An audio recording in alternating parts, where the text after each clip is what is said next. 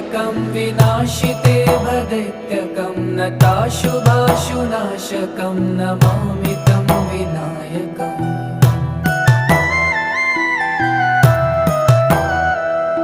न तेतरातिभीकरं न वोदितार्कभास्वरं न मत्सुरारिनिर्जरं न तादिकापदुद्धरम्।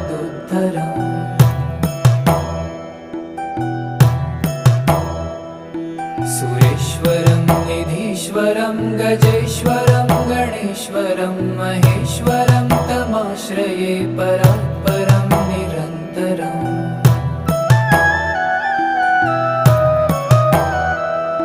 समस्तलोकशङ्करं निरस्तदेवं